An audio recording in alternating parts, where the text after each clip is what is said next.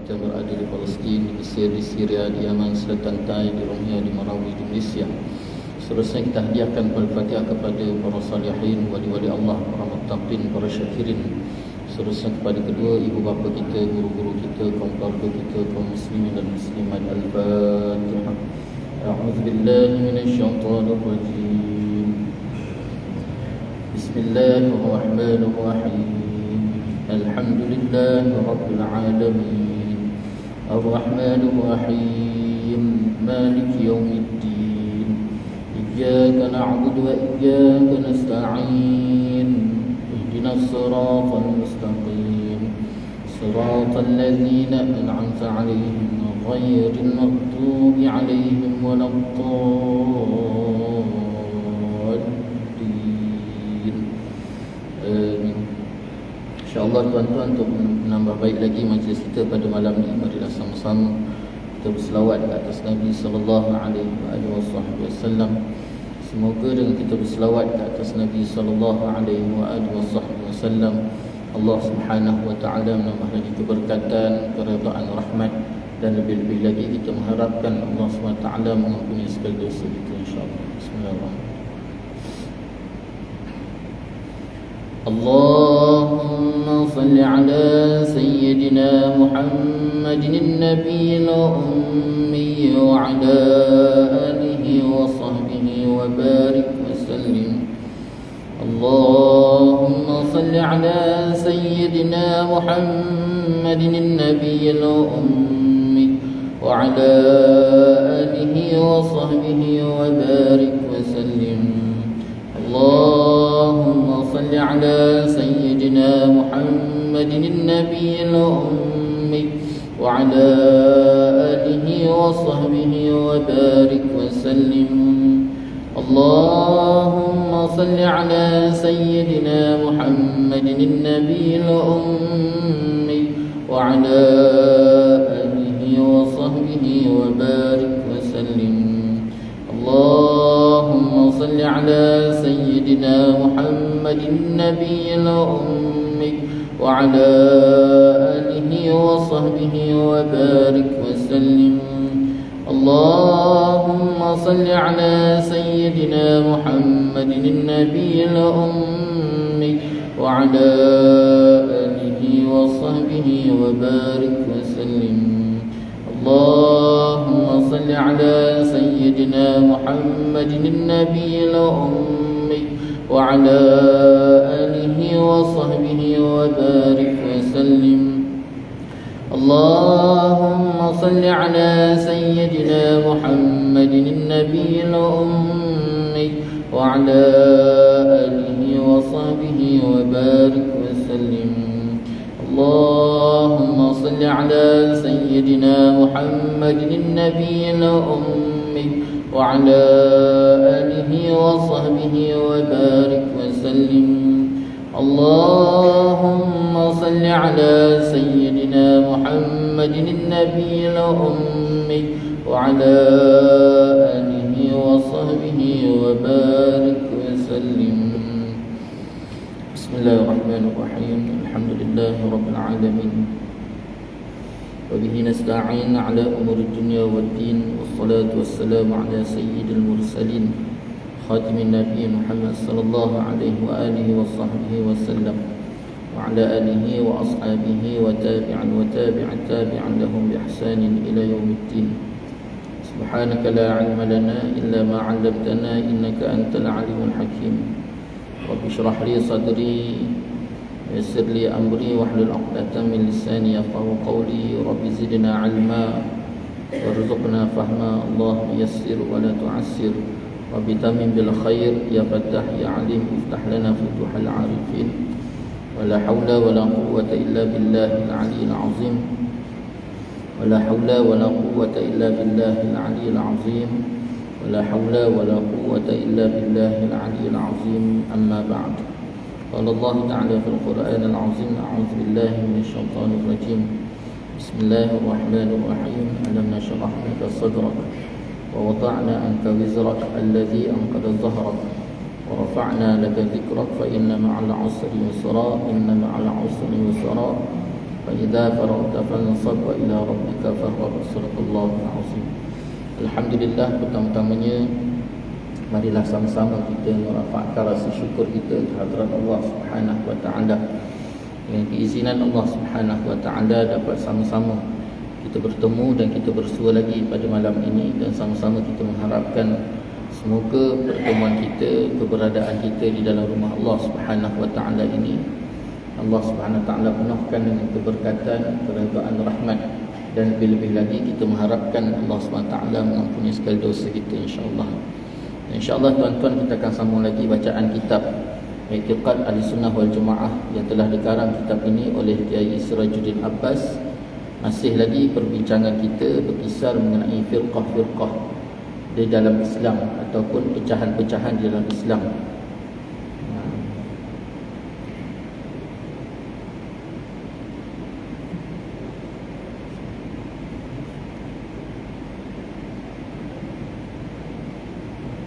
Syekh menyambung lagi kata-kata beliau dengan didatangkan hadis yang ke-6. Hadis yang ke-6 membicarakan tentang, Nabi bicarakan tentang firqah-firqah ataupun pecahan-pecahan di dalam Islam. Tersebut dalam kitab hadis. An Abi Hurairah anna Rasulullah sallallahu alaihi wa alihi wasallam qala تفرقت اليهود على 71 فرقة والنصارى مثل ذلك وتفترق أمتي على 73 فرقة رواه الترمذي. Daripada Abu Hurairah radhiyallahu anhu, beliau telah berkata bahawa Nabi sallallahu alaihi wasallam telah bersabda, telah berfirqah-firqah, telah berpecah-pecah orang Yahudi atas 71 firqah pecahan, dan orang Nasara seperti itu juga, dan akan berfirqah ataupun berpecah umatku atas 73 pecahan. Hadis riwayat Imam Tirmizi, juzuk yang ke-9, surat 109. Hadis yang ke-6 ni tuan-tuan, dalam membicarakan tentang firqah-firqah ataupun pecahan-pecahan di dalam Islam. Syekh mendatangkan satu hadis Nabi sallallahu alaihi wasallam yang diriwayatkan daripada Abu Hurairah radhiyallahu anhu. Beliau telah berkata, Nabi sallallahu alaihi wasallam telah bersabda. Nabi kata, qala tafarraqatil yahudu ala 71 firqatan والنصارى مثل ذلك وتفترق أمتي على 73 فرقة. Nabi kata akan berpecah-pecah kaum Yahudi ni kepada 71 firqah ataupun 71 pecahan. Wa mislu zalika, begitu juga kepada orang Nasara. Yahudi pecah 71 pecahan, dan orang Nasara pun terpecah kepada 71 kumpulan. Itu maksud dia. Tetapi umatku, maka dia akan berpecah seramai sebanyak 73 kumpulan. Umat Islam ni tuan-tuan akan berpecah kepada 73 kumpulan. Ini Nabi sebut 1400 tahun dulu. Nabi dah gambarkan kepada kita bagaimana keadaan pecahan yang berlaku, perpecahan yang berlaku kepada umat Islam akhir zaman nanti. Dia akan berpecah kepada 73 golongan. 73 golongan, lebih banyak dibandingkan perpecahan yang berlaku kepada Yahudi dan juga Nasara sebanyak 71 golongan sahaja. Hadis yang ke-7, Nabi sallallahu alaihi wasallam bersabda, inna bani Israil tafarraqat ala sinnatain. Inna bani Israil tafarraqat ala 72 millatan wa taftariqu ummati ala 73 millatan kulluhum fin nar illa millatan wahidah. Qalu wa man hiya ya Rasulullah? Qala ma ana alaihi wa ashabi. Rawahu Tirmizi. Artinya bahawasanya Nabi kata Bani Israel telah berfirqah-firqah ataupun berpecah-pecah sebanyak 72 millah. 72 milah ni tuan-tuan, 72 golongan. Dan akan berfirqah umatku sebanyak 73 firqah. Dan Nabi kata perpecahan yang akan berlaku kepada umatku sebanyak 73 pecah ataupun golongan. Semuanya masuk neraka kecuali satu. Sahabat-sahabat Nabi SAW yang mendengar ucapan ini lalu bertanya, siapakah yang satu itu ya Rasulullah sallallahu alaihi wasallam? Nabi sallallahu alaihi wasallam menjawab, yang satu itu ialah orang yang berpegang, iaitu beriktikad sebagaimana peganganku, iaitu iktikadku, dan pegangan para sahabat-sahabatku. Hadis ini diriwayatkan oleh Imam Tirmizi. Jadi disambung lagi, Syekh datangkan hadis yang ketujuh, yang mana Nabi sallallahu alaihi wasallam membicarakan tentang perpecahan yang akan berlaku di dalam umat Islam. Nabi mulakan dengan Bani Israel ini akan terpecah kepada 72 golongan. Lalu umatku, Nabi kata, iaitu kita orang Islam ni tuan-tuan, akan berpecah sebanyak 73 golongan. Lalu dalam 73 golongan pula tadi Nabi, para sahabat bertanya, Nabi kata dalam 73 golongan tadi ada satu golongan yang terselamat, yang lebihnya itu masuk neraka. 72 masuk neraka dan satu terselamat. Lalu para sahabat Nabi SAW bertanya, siapakah yang satu golongan itu ya Rasulullah sallallahu alaihi wasallam? Nabi sallallahu alaihi wasallam menjawab, yang satu itu ialah orang yang berpegang, yang beriktikad sebagaimana peganganku, iaitu iktikadku dan pegangan para sahabat-sahabatku. Jadi orang yang betul-betul berpegang dengan Nabi SAW dan berpegang dengan para sahabat, dipanggil salafus soleh, golongan salaf.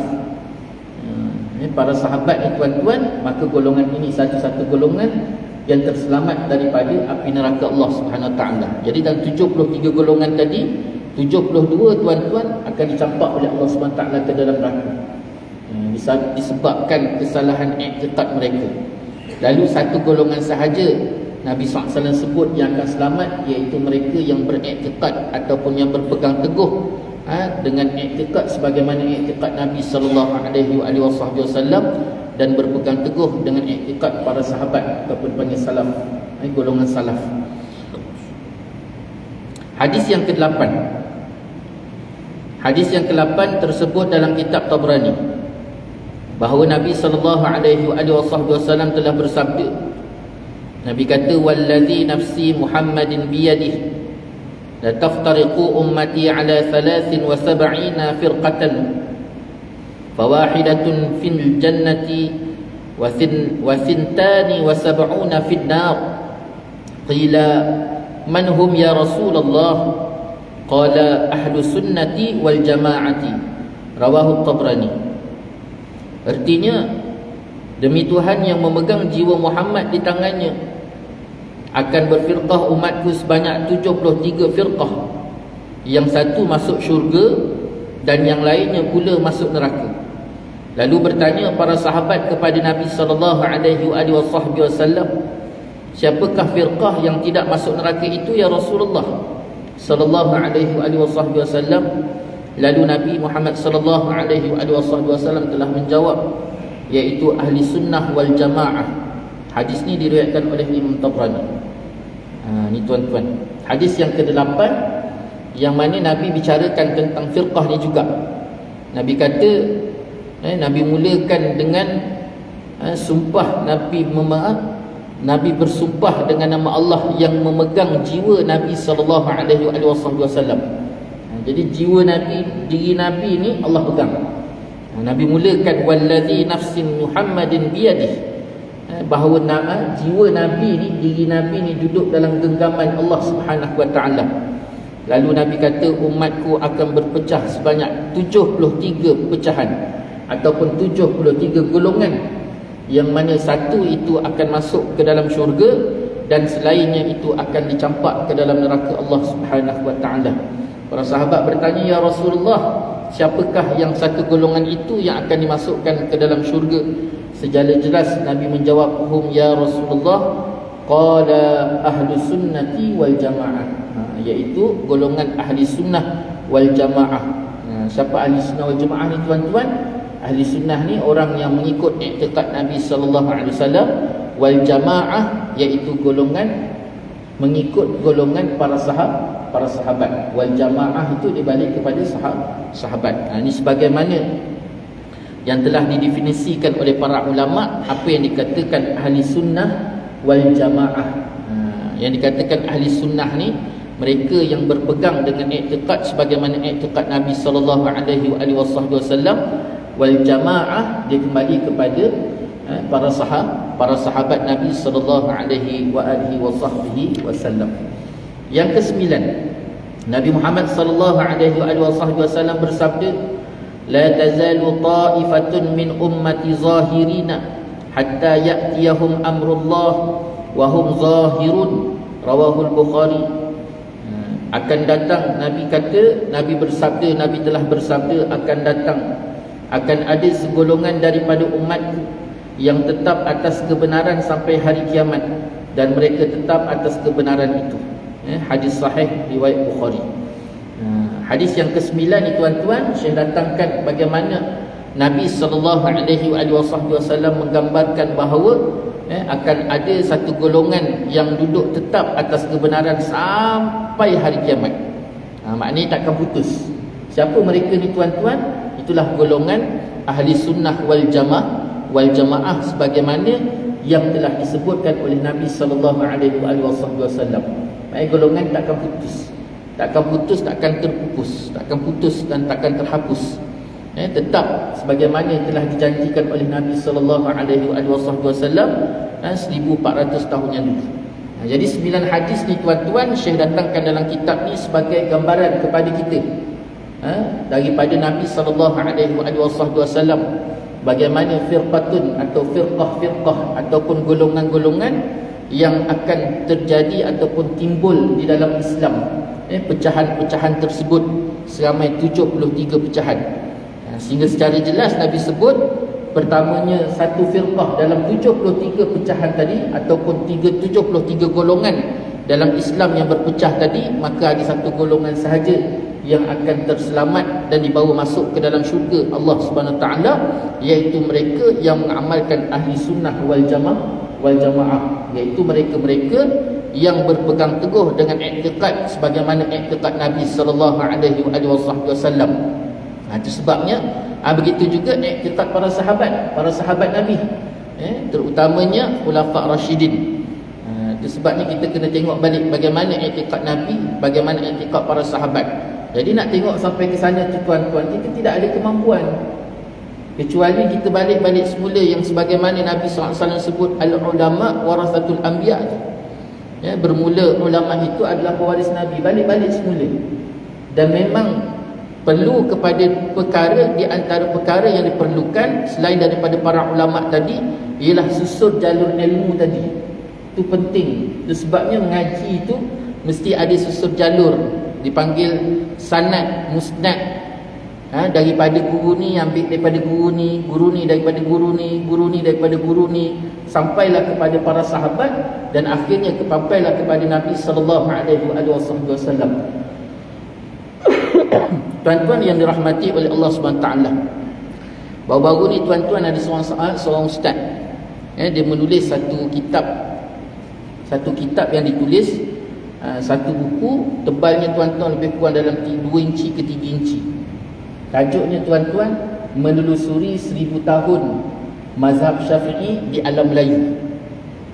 Menelusuri 1000 tahun mazhab Syafi'i di alam Melayu. Jadi dekat situ tuan-tuan, di antaranya digambarkan bagaimana para ulama alam Melayu ni, tok nenek moyang kita yang beramal ni tuan-tuan, daripada mana mereka dapat baca Yasin malam Jumaat yang selalu orang duk sibuk cerita bid'ah dan sebagainya. Begitu juga zikir dan wirid selepas daripada sembahyang dan perkara-perkara yang diamalkan oleh alam Melayu. Lalu akhirnya tuan-tuan, bila dilihat dan diteliti, rupanya susur jalur yang diamalkan oleh alam Melayu kita ni diambil daripada para ulama alam Melayu. Dan ulama-ulama diambil daripada guru dia, lepas tu diambil daripada guru dia. Sampailah kita di alam Melayu ni tuan-tuan, susur jalur ulama kita ni, dia akan pergi ke Hadramaut. Lepas tu daripada Hadramaut tu pula tuan-tuan, dia akan pergi semula ke Mesir. Daripada Mesir dia akan pergi ke Madinah, dan akhirnya susu jalur tu akan sambung kepada para sahabat Nabi sallallahu alaihi wasallam. Kemudian sampailah kepada susu jalur apa yang telah diamalkan oleh Nabi sallallahu alaihi wasallam. Itu sebabnya tuan-tuan, pentingnya berguru tadi. Dia ambil daripada siapa, dan susu jalur itulah yang akan menunjukkan sejauh mana kebenaran setiap amalan yang diamalkan. Dan kalau kita lihat dalam konsep hadis Nabi sallallahu alaihi wasallam sendiri pun tuan-tuan, itu pentingnya periwayatan. Dipanggil periwayatan, ataupun dalam bahasa Arab dipanggil musnad. Daripada siapa, kemudian diambil daripada siapa, kemudian diambil daripada siapa, kemudian diambil daripada siapa, sampailah bertemu kepada terasnya, iaitu Nabi sallallahu alaihi wasallam. Penting susu jalur ni. Begitu juga kalau kita lihat tentang dalam angle sirah Nabi sallallahu alaihi wasallam, bagaimana susul jalur keturunan Nabi sallallahu alaihi wasallam. Keturunan Nabi ni tuan-tuan, penting tak penting susul jalur salasilah keturunan Nabi sallallahu alaihi wasallam. Di situlah gambaran bagaimana keturunan Nabi sallallahu alaihi wasallam ini terpelihara. Yang pertamanya terpelihara daripada sikap penzinaan, ataupun anak keturunan yang lahir daripada penzinaan. Dan yang kedua, terpelihara daripada golongan yang mensyirikkan Allah Subhanahu Wa Taala. Itu sepentingnya salasilah dan susul jalur keturunan tadi. Ini penting tuan-tuan. Kalau kita lihat Nabi SAW itu susul jalurnya terbahagi kepada tiga peringkat. Satu peringkat kita lihat daripada ayahanda Nabi SAW, iaitu Sayyidina Abdullah, pergi sampai kepada Abdul Muttalib, naik kepada Hashim, naik sampailah kepada Adnan. Itu sahih. Kemudian daripada Adnan tadi pula, kategori ataupun peringkat yang kedua, daripada Adnan dia terus pergi kepada Nabi Allah Ismail alaihissalam. Daripada Nabi Allah Ismail pula tuan-tuan naik kepada Nabi Allah Ibrahim. Daripada Nabi Allah Ibrahim terus naik an bin sampailah kepada Nabi Allah Adam alaihissalam. Ini penting yang dikatakan susul jalur. Dengan silsilah dan susul jalur inilah dapat menggambarkan secara realiti bahawa setiap pertamanya, kalau kita bincang aspek silsilah keturunan Nabi, maknanya jelas bahawa Nabi ni, Rasulullah SAW ini bersih daripada dua perkara unsur tadi. Yang pertama penzinaan, dan yang kedua terpelihara daripada syirik. Itu kalau kita lihat daripada susul jalur ataupun salasilah keturunan Nabi SAW. Begitu juga salasilah ilmu yang kita bincangkan hari ni tuan-tuan, terutamanya dalam alam Melayu yang kita duduk ni tuan-tuan. Tok nenek moyang kita yang kita amalkan, yang mungkin sebahagian kita duduk sibuk cerita bid'ah tu, bid'ah ni, bid'ah sana, bid'ah sini tuan-tuan. Mana tuan-tuan nak percaya? Mana yang kita nak pegang tuan-tuan? Satu ilmu yang memang nampak salasilah daripada mana ilmu tadi diambil sampailah kepada Nabi SAW. Ataupun tuan-tuan nak percaya dengan satu golongan yang mana kita tak tahu di mana silsilah dia, yang mana diambil daripada mana, hanya sekadar bacaan ataupun hanya sekadar kajian, penelitian, tetapi tidak ada salasilah pengamalan ataupun ilmu tempat ambil tadi. Itu sebabnya penting salasilah tu. Saya terkejut tuan-tuan, bahkan sampai menitik air mata saya bila saya tengok buku tersebut tuan-tuan. Pengamalan alam Melayu ini rupa-rupanya benar-benar jelas ada silsilah guru daripada guru sampailah tuan-tuan kita balik ke Hadramaut, daripada Hadramaut balik semula ke Mesir, sampai ke Basrah, balik semula ke Madinah, dan akhirnya pergi kepada para sahabat Nabi sallallahu alaihi wasallam, dan diambil daripada Nabi sallallahu alaihi wasallam. Masya-Allah, subhanallah, tabarakallah tuan-tuan. Itu sebabnya tak tahu lebih baik diam. Tak tahu lebih baik diam. Daripada kita bercakap, jangan sampai jangan kata bila kita tak jumpa benda tu tak ada. Kita ni biasa tak jumpa kata tak ada. Padahal ilmu kita yang tak tergapai. Jadi bila kata tak jumpa, jangan kata tak ada. Mungkin kita yang ilmunya terbatas. Itu sebabnya tuan-tuan, lebih baik kita diam daripada kita bercakap dengan sesuatu benda ataupun sesuatu perkara yang kita tak pasti. Jadi ini 9 hadis Nabi sallallahu alaihi wasallam didatangkan oleh Kiai Sirajuddin Abbas, menggambarkan bagaimana gambaran yang telah diberikan oleh Nabi sallallahu alaihi wasallam bahawa akan terjadi pecahan 73 golongan di dalam Islam, dan satu saja golongan yang benar-benar diterima dan dibawa masuk ke dalam syurga Allah Subhanahu Wa Taala, iaitu golongan ahli sunnah wal jamaah. Syekh menyambung lagi kata-kata beliau, melihat hadis-hadis yang sahih di atas. Melihat hadis-hadis yang sahih ini dapatlah diambil kesimpulannya. Kesimpulan yang pertama, Nabi Muhammad sallallahu alaihi wasallam mengkhabarkan sesuatu yang akan terjadi dalam lingkungan umat Islam secara mukjizat, iaitu mengkhabarkan hal-hal yang akan terjadi. Kabar ini tentu diterima beliau daripada Tuhan, iaitu Allah Subhanahu wa taala. Pertama sekali tuan-tuan, Nabi SAW gambarkan sesuatu yang ketika itu 1400 tahun waktu Nabi SAW sebelum wafat. Nabi sendiri kalau kita lihat waktu itu tak jadi pecahan. Perpecahan tersebut tidak berlaku di zaman Nabi SAW, tetapi Nabi dah gambarkan. Nak gambarkan ia adalah salah satu daripada mukjizat Nabi SAW, yang mana Nabi gambarkan sesuatu yang akan berlaku. Itu sebab bila sebut khabar, kalau kita ngaji ilmu mantik tuan-tuan, yang dikatakan khabar ini mahtamal sidqa wal kizbah wal kadhibah. Ada baca kizbah, ada baca kadhibah. Mahtamal sidqa wal kadhibah ataupun kizbah. Apa yang dikatakan khabar? Khabar ni ialah sesuatu yang tertanggung, sama ada sesuatu itu benar ataupun dusta. Itu yang dikatakan khabar. Macam contoh surat khabar. Surat khabar tu tuan-tuan, surat khabar. Bila kata khabar saja, berita, mahtamal sidqa wal kizbah ataupun kadhibah, sesuatu yang tergantung ataupun yang duduk dekat dalam sesuatu tadi, sama ada mungkin benda tu benar ataupun benda tadi dusta. Orang datang duk cerita dengan kita, maka cerita tu dipanggil khabar. Khabar tu disebutkan sebagai mahtamal sidqa wal kizbah, sesuatu yang mungkin benar atau mungkin salah. Jadi para ulama dalam bincang bab khabar ni tuan-tuan, maka ketika itu perlu kita berjaga-jaga dan berhati-hati. Jangan mudah kita ambil, kita percaya, ataupun mudah-mudah kita jadikan sebagai satu hukuman dan tindakan daripada kita.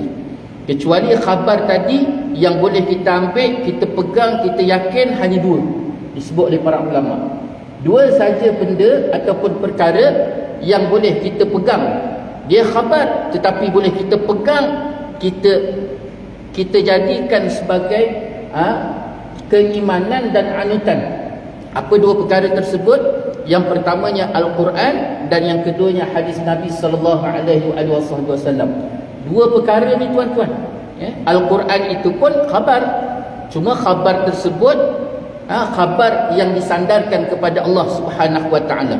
Maka bila khabar yang disandarkan kepada Allah Subhanahu wa taala, maka nak tak nak mesti yakin bahawa dia adalah benar.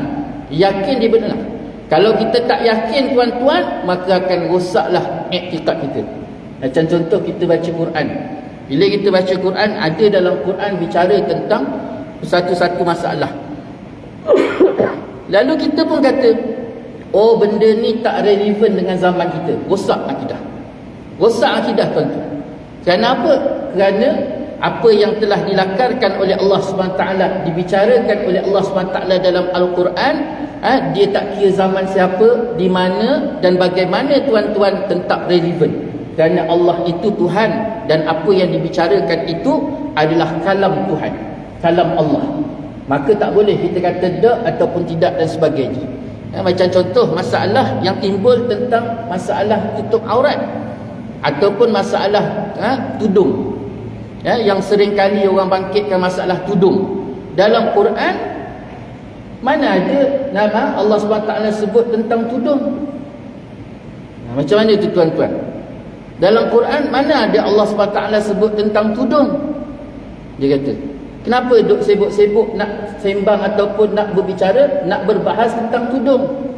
Betul, dalam Quran tak ada sebut tudung.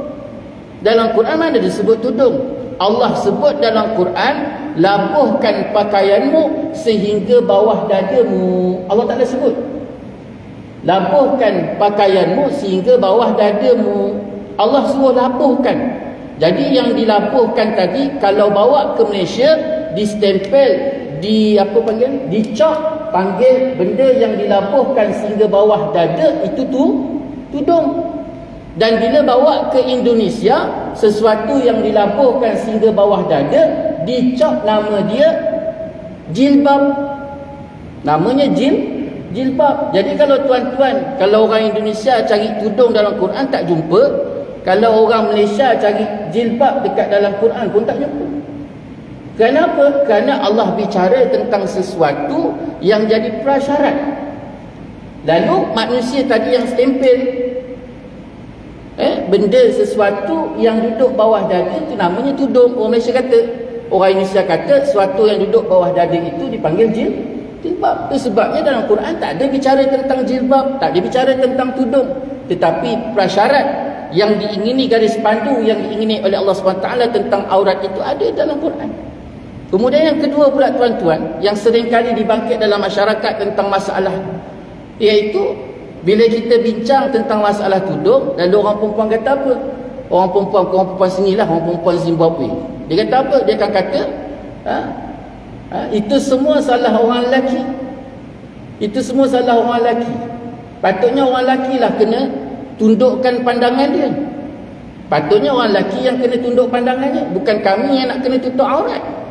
Cuba bayangkan tuan-tuan, teruk tak teruk pemikiran liberal yang duduk dalam masyarakat kita pada hari ini. Teruk tak teruk tuan? Sangat teruk. Ini yang bercakap ni pula bukan orang biasa, orang cerdik pandai juga. Cuba bayangkan tuan, sedangkan dalam Quran Allah Ta'ala sebut dua keadaan. Keadaan yang pertama, khusus Allah syariatkan kepada perempuan supaya menutup aurat, baik sama ada lelaki tadi pandang ke tak pandang ke, tetap wajib tutup aurat. Dan garis pandunya secara jelas Allah Ta'ala dah sebut di dalam Al-Quran. Kemudian yang kedua pula, Allah Ta'ala barulah sebut kepada pihak lelaki, golongan lelaki dan juga golongan perempuan, supaya menjaga dan memelihara pandangan. Ini dua keadaan yang berbeza, dan kedua-dua pihak ini perlu jaga tuntutan Allah, baik sama ada lelaki pandang ke lelaki tak pandang, tetap orang perempuan wajib tutup aurat. Bagi orang lelaki pula, perempuan tadi tutup aurat ke tak tutup aurat ke tuan-tuan, tetap orang lelaki tadi wajib merendahkan pandangan dia. Ini masalahnya. Masalah bila di ke mana kita tak tahu tentang konsep yang sebenar, apa yang telah digaris pandukan oleh Allah SWT di dalam Al-Quran, dan meletakkan akal kita semata-mata di hadapan. Itu sebabnya setiap apa sekalipun perkara yang datang daripada kalam Allah yang namanya Al-Quran, wajib kita pegang. Tak boleh kita ingkar, tak boleh kita kata tak relevan, ataupun timbul keraguan dalam hati kita terhadap kalam Allah SWT tersebut. Maka ketika itu akan rosaklah akidah kita, keimanan kita kepada Allah SWT. Satu. Yang kedua, khabar yang kedua tuan-tuan, yang nak tak nak mesti kita pegang juga, iaitu hadis Nabi SAW. Setiap apa yang datang daripada Nabi, baik datang dalam bentuk kalam Nabi, ataupun bentuk tindakan Nabi, ataupun bentuk ketetapan Nabi, ataupun bentuk diamnya Nabi, maka semuanya itu dipanggil hadis. Dan setiap apa yang datang daripada hadis Nabi SAW wajib kita pegang, dan kita tak boleh mempertikaikan ataupun mempersoalkan. Sebagaimana kita tak boleh persoalkan Al-Quran, begitu juga tak boleh persoalkan hadis Nabi. Kenapa tuan-tuan? Di antara Al-Quran dan hadis Nabi SAW ini dua perkara yang ada hubung kait di antara satu sama lain. Allah datangkan Al-Quran kepada Nabi, dan Nabi jelaskan melalui tindakan contoh daripada kepribadian Nabi SAW, baik sama ada datang daripada kalam Nabi, ataupun kehidupan tindakan Nabi, ataupun ketetapan Nabi, ataupun sampai diamnya Nabi SAW, semuanya itu datang daripada Al-Quran. Itu yang secara jelas Allah SWT sebut. Yang pertama, Muhammadur Rasulullah. Muhammadur Rasulullah walladzina ma'ahu asyidda'u 'alal kuffar. Muhammadur Rasulullah. Jelas tuan-tuan, Muhammad itu adalah pesuruh Allah. Muhammad itu pesuruh Allah. Cuba bayangkan tuan-tuan, macam mana boleh lahir lagi golongan yang menyatakan di antara Muhammad itu dengan Allah satu benda yang sama. Ini baru-baru ni kan? Betul tak? Baru-baru ni tuan-tuan, lahir satu ajaran Al-Haq. Dahlah ejaannya pun HULK. Apa tuan-tuan nampak? Dahlah ejaan dia pun HULK. Yang saya nampak tuan-tuan, hak hijau tu. Azan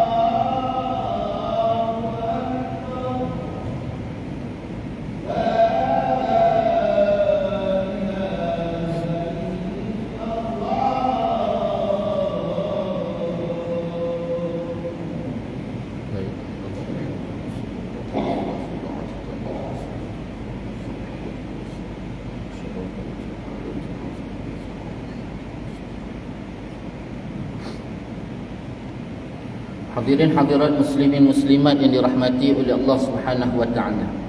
Secara jelas tuan-tuan dalam suratul Fath, Allah Taala sebut Muhammadur Rasulullah. Muhammad itu pesuruh Allah.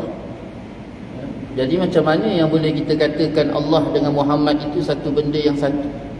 Muhammad itu Allah, Allah itu Muhammad. Sedangkan secara jelas dalam Quran, itu kalam Allah tuan-tuan. Muhammad itu pesuruh Allah, Allah sebut. Muhammad itu pesuruh Allah, Allah itu Tuhan Khaliq. Muhammad itu makhluk. Itu secara jelas. Dan ini i'tiqad. Perlu kita jaga, kita pelihara. Itu sebabnya penting sangat ilmu pengetahuan. Bukan hanya sekadar ikut-ikut. Hari ni tak, kita banyak orang di kalangan kita yang konon-konon nampak macam menuntut ilmu, tapi dia tak tahu apa yang ilmu dia pelajari. Apatah lagi hari ni orang berguru pula dengan YouTube. Orang berguru dengan YouTube, orang berguru dengan Google. Sedangkan dalam Google itu sendiri pun tuan-tuan, ahli Google, owner Google, empunya Google itu sendiri pun dia dah sebut bahawa 99% yang berada dalam Google itu adalah palsu, sesat. Itu owner Google sendiri cakap, tuan-tuan. Jadi kita nak ambil sesuatu daripada Google tu pun kena tengok-tengok, kena perlu ada ilmu supaya jangan tersesat kita dengan apa yang dibicarakan di dalam tu. Begitu juga YouTube dan sebagainya. Dan hari ini manusia mengukur sesuatu itu lebih kepada akal dibandingkan ilmu yang sepatutnya. Itu sebabnya tuan-tuan berhati-hati. Satu. Yang kedua, tuan-tuan, Nabi SAW dia takkan sampaikan ataupun tuturkan sesuatu perkara itu kecuali datangnya wahyu Allah. Allah Ta'ala sebut dalam suratul Najmi, wa ma yantiqu 'anil hawa in huwa illa wahyu yuha. Dan tidak akan dituturkan, tidak akan menuturkan sesuatu itu kecuali wahyu.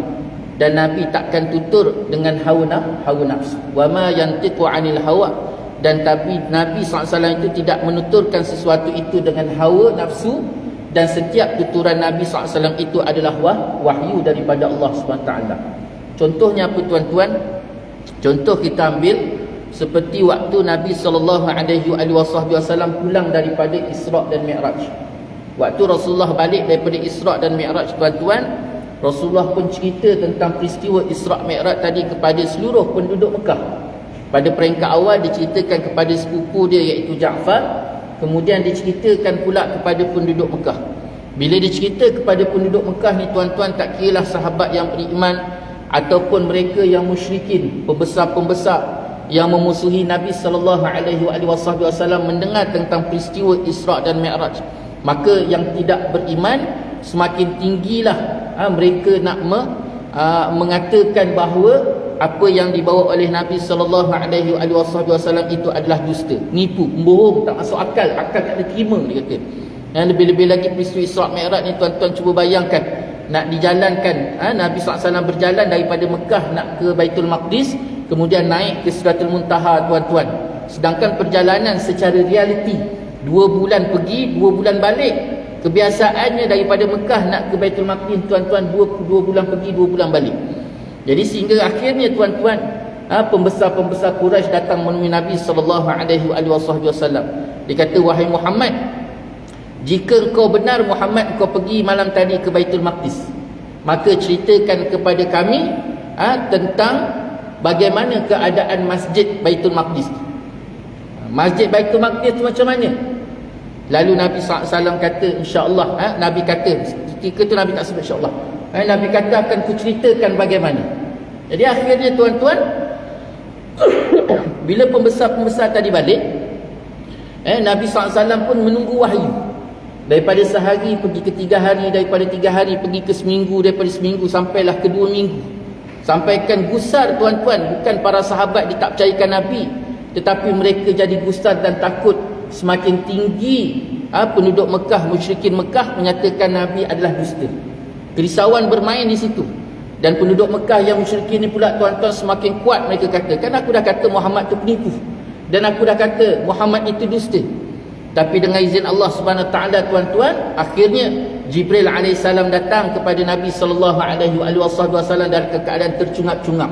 Dia berlari daripada langit tu, tuan-tuan, turun ke bumi menemui Nabi SAW tercungap-cungap.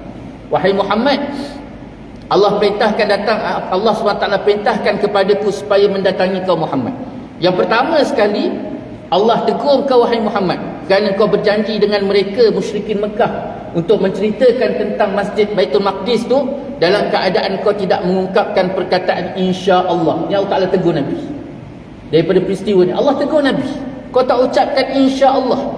Itu sebabnya dalam Quran, tuan-tuan, dalam surah Al-Kahfi sendiri, Allah Ta'ala ajar kepada kita supaya kita ni, tuan-tuan, sebut bila la taqulanna li syai'in inni fa'ilun dzalika ghadan illa ayyasha Allah wazkur rabbaka idza nasita wa qul asa ay yahdiyani rabbi li aqraba min hadza rasyada.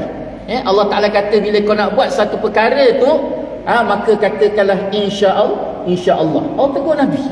Lalu akhirnya yang keduanya, lalu Jibril kata, Allah perintahkan kepadaku supaya bagi tahu kau himpunkan seluruh musyrikin Mekah yang ingin bertanyakan tentang Masjid Baitul Maqdis tadi. Lalu akhirnya Nabi perintah kepada sahabat pun berhimpun di Masjidil Haram dan mereka duduk beramai-ramai. Akhirnya tuan-tuan, Jibril duduk di depan Nabi sallallahu alaihi wasallam dan Nabi perintahkan kepada mereka supaya bertanya. Lalu pertanyaan pertama sekali dia tanya apa? Wahai Muhammad, jika kau benar kau pergi ke Baitul Maqdis, ceritakan kepada kami berapa batang tiang yang ada pada Masjid Baitul Maqdis. Berapa batang tiang? Berapa batang tiang? Cuba tuan-tuan bayangkan. Berapa lama tuan-tuan duduk kat dalam masjid ni? 20 tahun? 30 tahun je? Masjid kita ni ada berapa lama dah je? 10 tahun ada? Berapa batang tiang? Mana ada orang kira? Tuan-tuan pergi ulang alik sehari semalam, tuan-tuan 5 waktu tuan-tuan datang. Mana nak kira batang tiang ni tuan-tuan? Tiba-tiba Nabi datang semalam tu tuan-tuan, dia tanya. Ketika itulah Jibril buka tuan-tuan. Jibril buka depan Nabi gambaran bagaimana Baitul Maqdis daripada sebelah timur, sebelah barat, sebelah utara, sebelah selatan dipusing sehingga Nabi SAW nampak secara jelas berapa batang tiang Masjidil Aqsa tadi. Lalu Nabi sampaikan, wahai Muhammad, jika kau benar ceritakan kepada kami berapa pintu Baitul Maqdis. Dia tanya berapa pintu tu? Haji, masjid kita berapa pintu? Senyum Haji. Mana nak kira tuan-tuan? Cerita. Lalu Jibril pun terbuka gambar tadi tuan-tuan, lalu dia pusing-pusing tunjukkan kepada Nabi SAW berapa pintu yang ada di Baitul Maqdis, di Masjid Al-Aqsa. Hingga selesailah beberapa persoalan tadi tuan-tuan. Lalu akhirnya mereka kata apa? Wahai Muhammad, jika itulah yang kau tunjukkan kepada kami, maka cukuplah untuk pengetahuan kami. Dia bertanya tu tuan-tuan bukan nak cari kebenaran, tetapi hanya semata-mata nak mempersendakan Nabi SAW. Dan daripada kisah ni juga nak gambarkan kepada kita bahawa Nabi SAW tu dia takkan mengatakan sesuatu perkara kecuali setiap perkara itu datang wahyu daripada Allah SWT. Wahyu datang daripada Allah. Dia Nabi yang disebutkan oleh Allah SWT, wa ma yantiqu 'anil hawa in huwa illa wahyu yuha. Itu sebabnya dua perkara tuan-tuan yang menjadi khabar, tetapi nak tak nak wajib kita pegang dan kita imani dengan sungguh-sungguh tanpa sedikit pun timbul keraguan dalam diri kita terhadap Al-Quran, dan juga begitu juga kepada hadis-hadis Nabi sallallahu alaihi wasallam. Jadi itulah tuan-tuan sikit sebanyak yang dapat kita kongsi bersama pada malam ni. Banyak-banyak kita berdoa pada Allah SWT supaya Allah Ta'ala berikan kita kefahaman yang baik, diberikan kita kekuatan, kelapangan jalan untuk senantiasa kita duduk dalam ketaatan dan pengabdian pada Allah SWT. Yang baik itu daripada Allah, yang tidak baik itu menurut kelemahan saya sendiri. Saya mohon maaf di atas segala salah kata, salah bicara. Mohon maaf di atas segala-galanya. InsyaAllah kita tangguh majlis dengan tasbih kafaratun salatu as. Subhanakallah bihamdika asyhadu an la ilaha illa anta astaghfiruka wa atubu ilaik. Bismillahirrahmanirrahim. Wal 'asri innal insana lafi khusr illa alladhina amanu wa 'amilus solihati wa tawasaw bil haqqi wa tawasaw bis sabr. A'udzu billahi minasyaitonir rajim. Bismillahirrahmanirrahim. Alhamdulillahirabbil alamin. Sallallahu ala sayyidina Muhammad wa ala alihi wa sahbihi wa baraka wa sallam. اللهم ربنا ظلمنا أنفسنا وإن لم تغفر لنا وترحمنا لنكونن من الخاسرين. اللهم ربنا هب لنا من أزواجنا وذرياتنا قرة أعين واجعلنا للمتقين إماما. ربنا لا تزغ قلوبنا بعد إذ هديتنا وهب لنا من لدنك رحمة إنك أنت الوهاب. ربنا آتنا في الدنيا حسنة وفي الآخرة حسنة وقنا عذاب النار. وصلى الله على سيدنا محمد وعلى آله وصحبه وبارك وسلم. والحمد لله رب العالمين. تقبل الله منكم. وبالله التوفيق والهداية. والسلام عليكم ورحمة الله تعالى وبركاته.